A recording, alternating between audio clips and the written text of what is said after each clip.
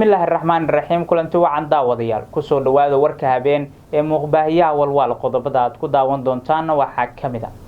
taliyaha ciidanka xoogga dalka Soomaaliyeed oo ka badbaaday qarax la doonayay in lagu dilo iyo qaar kamid ah ilaaladiisa oo qaraxaasi ay waxyeelo ka soo gaartay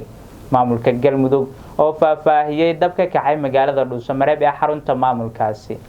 taliska ciidanka booliiska Soomaaliyeed oo ka warbixiyay xiliga dib loo furayo xarunta dambi baarista ee CID-da oo shaqooyinkii ay bulshada u qaban jirtay oo hakad ku yimid kadib soo ifbixidii cudurka halista ah ee COVID-19 guddiga doorashooyinka dalka oo bilaabay kulamo looga harinsanayo doorashada Soomaaliya qodobada dibadda ee warka aad ku daawan doontaan waxaa kamid ah saaxiibayaal dalka Ciraaq oo digniin adag u diray dawladda Jarmalka intaasi waa qodobada aan idin hayno kuwa ugu doorkaroon kusoo dhawaada iyagii oo intaasi ka faahfaahsan oo idin akhriyo anigoo aan Xuseen Sheekh Maxamed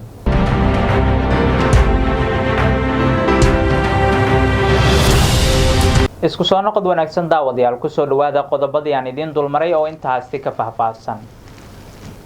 taliyaha ciidanka xoogga dalka Soomaaliyeed ayaa waxa uu ka badbaaday qarax la doonayay in lagu dilo iyadoo qaraxaasi ay waxyeelo ka soo gaartay qaar kamid ah ilaaladiisa sida qodobkaasi uu ku qaadaa dhigayo wariyahayaga Sakariye Maxamed Salaam taliyaha ciidanka xoogga dalka Soomaaliya ayaa waxa uu ka badbaaday weerar ismidaamin ah oo lagu qaaday gaadiid uu la socday taliyaha ciidanka xoogga dalka Soomaaliyeed General Odawa Yusuf Raage xilli ay marayeen agagaarka cisbitaalka xoogga dalka gaarigan ayaa waxaa lagu sheegay in uu ahaa nooca loo yaqaan Serafta oo kaas oo laga soo buuxiyay walxaha qaraxa iyadoona lala eegtay gaadiid uu watay taliyaha ciidanka xoogga dalka Soomaaliya hase yeeshee ilaalada taliyaha ciidanka xoogga dalka Soomaaliya ay rasaas ku fureen gaariga taas oo keentay in uu qarxo gaarigaasi inta la xaqiijiyay qaraxaasi ayaa waxaa ku dhintay qofkii waday gaariga laga soo buuxiyay walxaha qaraxa iyo haweeney goobta maraysay sida ay sheegeen saraakiil ka tirsan hay'adaha amniga dawladda dhexe ee Soomaaliya taliyaha ciidamada xoogga dalka Soomaaliya oo la hadlay warbaahinta dawladda qaraxa kadib ayaa waxa uu xaqiijiyay in bartilmaameedka uu ahaa in isaga ay qaarajiyaan balse ciidamada ilaalada u ah oo aad u feejigan ay ka hortageen qaraxaasi inta badan dagaalyahanada Al-Shabaab ayaa mas'uuliyiinta dawladda dhexe ee Soomaaliya waxay la beegsadaan qaraxyo walow ay ciidamada ilaalada u ah mas'uuliyiinta dawladda dhexe ee Soomaaliya ay dhowr jeer falshiliyeen qaraxyo isku day oo la rabay mas'uuliyiin ka tirsan dawladda dhexe ee Soomaaliya kuwaas oo u badan saraakiisha dawladda dhexe ee Soomaaliya maamulka Galmudug ayaa waxa uu ka warbixiyay dabka kacay magaalada Dhuusamareeb ee xarunta maamulkaasi qodobkaasi waxaa faahfaahinaya wariyahayaga Macow Maxamed Taatiko waxaa lagu guuleystay in la damiyo dab ka kacay kaalin shidaal oo ku taala magaalada Dhuusamareeb ee xarunta maamulka Galmudug kadib markii uu dabku ka dhashay booyad shidaal ku shubaysay kaalintaasi goobtan oo ku taala bartamaha magaalada Dhuusamareeb ayaa waxa uu soo gurmaday ciidamada booliiska nabad sugidda militariga iyo bulshada magaalada taliyaha booliiska qaybta Galmudug General Bishar Abshir Geedi ayaa ka warbixiyay sida loogu gurmaday goobtan dabku uu ka kacay waxa uu sheegay inuusan geysan wax qasaare nafeed ah gudoomiyaha magaalada Dhuusamareeb Macallin Cabdiraxmaan Cali Maxamed Geeda Qorow oo goobta gaaray ayaa waxa uu xusay in magaaladu si degdeg ah ugu baahan tahay dabdamis si looga badbaadiyo qasaaraha noocan oo kala ah alxamdulillah rabbil caalamiin gudoomiyaha degmada ahna duqa caasimada dowlad goboleedka Galmudug gudoomiye Cabdiraxmaan waa mahadsan tahay runtii xoogaa musiibo yar ayaa ka dhacday caasimada booyad sida shidaal tankeeda aan ku qiyaasnay ama tirada fuustooyinka ay sido 300 oo fuusto ayaa saakay abaar 2:20 dab ka kacay markii uu soo istaagay kaalinka shidaalka oo inuu shidaalka shuba rabay motorkii generatorka ahaa oo u isticmaali lahaa shidaalka shubitaankiisa ayaa waxaa ka dhashay dabkaas wuxuu ku faafay baabuurku wuxuu ahaa ku rimoor ama baabuurkan Soomaaliya u taqaano isjiidka runtii labadii baabuurba dabkii waa gaaray rimoorkiina waa gaaray gaarigii jiidayay rimoorkana wuu gaaray daba iyo dacalba marka alxamdulillah waxay ku dadaaleen ciidamada ammaanka iyo maamulka degmada iyo guud ahaan shacab weynaha caasimadda inay dabkaas ay damiyaan isticmaalay jawaanno ciida ayagoo isticmaalay biyo ayagoo isticmaalay booyado ayagoo yacni isticmaalay cagafyo ayagoo isticmaalay dhagxan yacni halgan iyo harjad iyo wax lagu qiyaasi karo jihaad ayaa dabkan uu ku damay ilaahay fadligiis alxamdulilah rabbilcaalamiin ilaaha ku mahadsan halkan waxaan baa uga soo jeedinayaa dhammaan shacab weynaha reer galmudug dowladda galmudug iyo dowladda federaalka soomaaliya iyo ummadda ku nool caasimadda inay iskaashadaan oo loo sameeyo maamul goboleedka galmudug deegaan kasta waxay xaq u leeyihiin shacabka ku nool inay helaan dabdemis iyo waxyaalaha musiibooyinka looga hortago waxaan rabaa qolada koowaad oo bilaabaysa shaqadaas inay noqoto guddoomiye shacabka aad xukunto oo ku nool caasimadda gaar ahaan ganacsatada ayaa waxaan ka rabnaa in ay laga bilaabo maantay ay bilaabaan inay lacag aruuriyaan booyo dabdamisa oo degdegana inay haddeertaan markii shirku naga dhammaado ka socda maamul goboleedka galmudug ay isugu yimaadeen madaxda maamul goboleedyada shirkaas markii uu dhammaado waxaan codsanayaa inaad ganacsatada fariisiso ayna sameeyaan inay gadaan baabuur degdega oo dabdamisa aad iyo aad u mahadsantihiin intaa waxaa dheer wax khasaaraa haba yaraatee dhaawacna kama dhicin dhimashana kama dhicin hantida burburtana baabuurkii shidaalku saarnaa oo badbaaday matoorkiisii iyo dhammaan intii inuu ka socday aheed oo dhan labada haamood oo dabkii gaara maahane dabkan ayaan ku fidin goobaha ka agdhow halka uu markii hore qabsaday taasina waxaa lagu sameeyey ka hortag iyo damin mana jiraan wax khasaare nafeed ah oo uu geystay marka laga reebo burburka hantiyadeed guddiga doorashooyinka ayaa waxay dib u bilaabeen kulamo looga arinsanayo doorashada soo aadan qodobkaasi waxaa markale eegaya wariyahayaga Sakariya Maxamed Salaam guddiga madaxa bannaan ee doorashooyinka qaranka ayaa maanta magaalada Muqdisho caasimadda dalka Soomaaliya waxa ay kula kulmeen xisbiyada sida ku-meel gaarka ugu diiwaan gashan kulankan ayaana ajendihiisu waxa uu ah isxoguraysi u dhaxeeya labada dhinac iyadoona diiradda lagu saaray sidii xisbiyada hadda jira ay u qaadan lahaayeen shahaadada rasmiga ah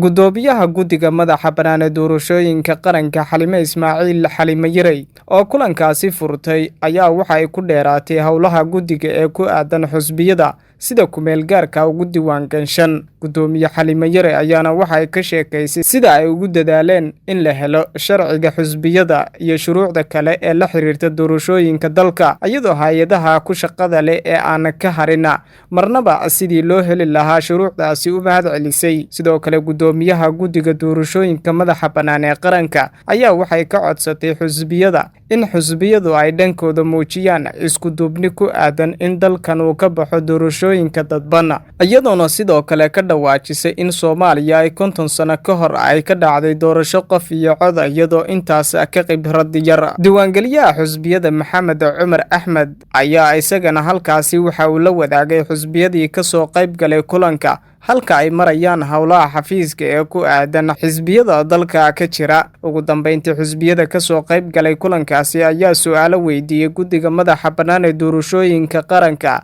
iyadoona komishineerada guddiga ay ka jawaabeen su'aalihi ay weydiiyeen si kastaba Soomaaliya ayaa waxaa la filayaa in sanadkan dabayaaqadiisa ay ka dhacdo doorasho loo dhan yahay iyadoona madaxda maamul goboleedyada dalka ka jira ay dhawaan ku shireen magaalada Dhuusamareeb ee caasimadda dowlad goboleedka Galmudug halkaas oo ay uga anisanayeen arrimaha doorashooyinka oo muran xoogan uu ka taagnaa madaxda ugu sareysa dalka oo ugu horeeya madaxweynaha Jamhuuriyadda Federaalka Soomaaliya Maxamed Cabdullaahi Farmaajo iyo ra'iisul wasaaraha dalka ayaana waxay sheegeen in dalkan ay ka dhici doonto doorasho loo dhan yahay taas oo ay sheegeen in aysan jirin wax muddo kororsi ah iyadoona xisbiyada qaar ay ka walaacsan yihiin in madaxdan hadda talada dalka haysa ay muddo kororsi sameeyaan taas oo ay walaac xoogan ay ka muujiyeen qaar ka mid ah iyaguna madaxda maamul goboleedyada dalka ka jira kuwaas oo war-saxaafadeed ka soo saaray arrimaha doorashooyinka dalka kadib kulan ay ku yeesheen magaalada Dhuusamareeb Sakariya Maxamed Salaad Royal TV magaalada Muqdisho taliska ciidanka booliiska Soomaaliyeed ayaa waxay faahfaahin ka bixiyeen xilliga dib loo furayo xarunta CID-da oo hakad uu ku yimid shaqooyinkeeda kadib soo ifbixidda cudurka halista ah ee COVID-19. Sakariya Maxamed Salaad ayaa qodobkaasi faahfaahinaya. Iyadoo dhawaan dowladda dhexe ee Soomaaliya ay shaacisay in shaqaalaha dowladda ay dib ugu laabtaan shaqooyinkoodii kadib saameyntii cudurka dilaaga ee COVID-19 ayaa waxaa dib u bilowday inta badan adeegyadii muhiimka ahaa ee bulshadu ay ka heli jireen hay'adaha dowladda dhexe ee Soomaaliya. Adeegyada xarunta CID-da oo ay dadweynuhu ka heli jireen warqadda dambi la'aanta ayaa lagu wadaa in maalinta berita oo ku beegan 14 bisha July sanadka 2020 dib loo bilaabo sida uu sheegay afhayeenka ciidanka booliiska Soomaaliya Dhamme Sidiiq Aadan Cali. Afhayeenka ciidanka booliiska Soomaaliyeed Dhamme Sidiiq Aadan Cali ayaana waxa uu intaasi ku daray in tirada dadka maalin kasta laga dhigay 150 qof halka markii hore ay ahaan jirtay 300, taasi oo qayb ka ah taxadarka laga qabo cudurka dilaaga ee COVID-19. Dhamme Sidiiq Aadan Cali ayaana sheegay in dadka qurba joogta ah ay adeegaasi ku heli karaan habkii qadka internetka ee online-ka ahaa iyaga oo la xiriiraya safaaradda wadamada ay joogaan xilligaasi, waxaana uu xusay in aan la ogolaan doonin in shaqaalaha dowladda aanay qof soo raacin si loo ilaaliyo musuqmaasuqa iyo kala horeynta dadka, iyadoona dadka baahiyaha gaarka qaba si gaara loogu adeegi doono looguna tagayo goobahooda. sida ogtaan CID waxaa loo soo doontaa in qofka muwaadinka Soomaaliyeed uu ka helo in faldambiyeed fara uusan lahayn ama warqadda cadeynaysa in uusan wax faldambiyeed ah ama qof wanted ah uusan ahayn dambiga uusan lahayn ayaa dadku u soo doontaan xarunta baaris dambiyada CID. muwaadiniinta sharafta leh waxaan ka codsanaynaa maadaama adduunyadii culayskii COVID-19 uu sii yaraanayo sidaas oo kale tan waaxda faradhigista ee hoggaanka baaris dambiyada CID ay xiriir toos ah la leedahay lana shaqeyso hay'adda socdaalka iyo jinsiyadaha ee immigrationka iyadiina ay fasaxday in muwaadiniintu ay si toos ah u imaan karaan dalabka baasaboorka. waxaa laga maarmaan ah dadka baasaboorka dalbanaya si aan hore u sheegnay in ay soo maraan CID-da qaybteeda faradhigista. haddaba si aan u ilaalino badqabka dadkeena iyo faafitaanka cudurka coronavirus dadkiina shaqadii loogu qabto ayaan hoggaanka baaris dambiyadu wuxuu diyaariyay taliska ciidanka booliiska Soomaaliyeed habraac ay marayaan muwaadiniintaas si adeegyadaas loogu qabto. waxaan ka codsanaynaa dhammaan muwaadiniinta Soomaaliyeed ee ku sugan gobolka Banaadir isla markaana u imaan jiray ama u imaan doona in ay adeegaas looga qabto hoggaanka baaris dambiyada CID-da in ay nidaamka nala ilaaliyaan anshaxa akhlaaqiyaadka iyo ammaanka meesha goobta loogu adeegayo ay nagala shaqeeyaan. waxaa xusid mudan shaqadu waxay bilaabanaysaa subaxdii 12 ama 6 subaxnimo waxayna ku ekaan doontaa 6 ama 12 iyo bar duhurnimo, kaasoo micnaheedu tahay qofka maanta adeega laga buuxiyaa wuxuu jawaabta u imaan doonaa maalinta xigta 1 ama 7 duhurnimo. waxaa kale oo xusid mudan iyadoo laga amba qaadayo in uusan dhibaato kale sii geysan ama uusan nagu dhex faafin cudurka coronavirus dadkii hore adeega loogu sameyn jiray ee lagu qaban jiray waaxda baarista faraha ee CID-da waxay ahaayeen maalintii taqriiban waxa la qaban jiray 300 oo qofood. si aan u yareyno xadadka dad ah ee la qaabilay maalintii waxaan gaarsiinay in maalintii adeeg loo qabto 50% oo micnaheedu tahay 150 qof loogu adeego maadaama aan laga maarmaynin in shaqada la qabto. haddaba waxaan rabaa muwaadiniinta Soomaaliyeed inaan gaarsiino sida ay tahay in CID-du ay shaqadii ku bilowdo ayagana ay nagala shaqeeyaan. waxaan ugu talagelaynaa inaan warbixin yar oo hordhac aan ka siino sequenceska ama sida isdaba joogga oo la rabo in dadku ay soo maraan si shaqadii ay noogu fududaato. muwaadinka ama muwaadinada Soomaaliyeed ee imaanaya CID si free looga qaado loogana diiwaan geliyo waxaan ogeysiinaynaa marka hore in aan laga isticmaaleynin iridda xigta hotel Saxafi laamiga weyn ee CID-da mara. qof walba ee fara u socda wuxuu ka soo gudbayaa laamiga gadaal dhinaca gadaale ayuu ka soo gelayaa ee dhanka si ku meel gaar ay u degan tahay safaaradda Qatar ama wadada aada Tarabuunka ayaa laga soo gelayaa dhabarka dambe CID. dadku markay halkaas yimaadaan waxaa diyaar uga ah howlwadeenno ama habdhowrayaal howlaha shaqada ee xarunta CID-da ayaa waxaa la joojiyey 19 bishii Maarso aynu ka soo gudubnay 2020 sababo la xiriira cudurka dilaaga ee COVID-19. warqadda CID-da laga qaata ayaa qusaysa fiisaha baasaboorka, laysimada iyo qofka shaqadoonka ah. si kastaba haatee cudurka dilaaga ee COVID-19 ayaa intii uu dalka ka jiray waxa uu saameyn ballaaran ku yeeshay dhaqdhaqaaqa xarumaha dowladda dhexe ee Soomaaliya iyo weliba ganacsiga guud ee dalka Soomaaliya, iyadoona dhaqaalaha waddanka uu saameyn ku yeeshay cudurka dilaaga ee COVID-19.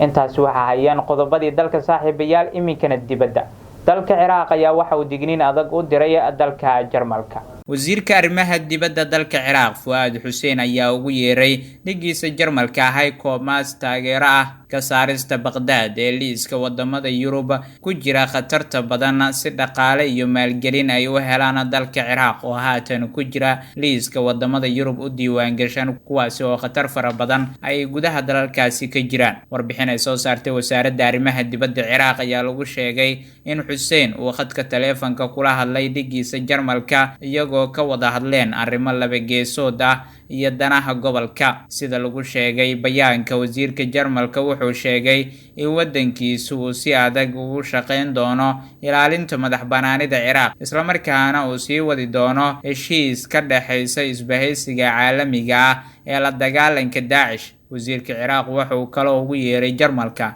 inay u adeegsato saameynteeda siyaasadeed iyo mid dhaqaale ay la leedahay wadamada gobolka si looga hortago faragelinta arrimaha gudaha ee dalkaasi Ciraaq. waxaa kale oo uu tilmaamay in siyaasadda cusub ee arrimaha dibadda ee Baghdad ay ku xiran tahay abuurista xiriir isku dheelitirnaan oo lala yeesho dhammaan wadamada deriska la ah oo ku salaysan gaarista danaha guud, xalinta dhibaatooyinka, isla markaana ku mashquuliya Ciraaq iyo dadkeeda xiisadaha caalamiga iyo midda gobolka.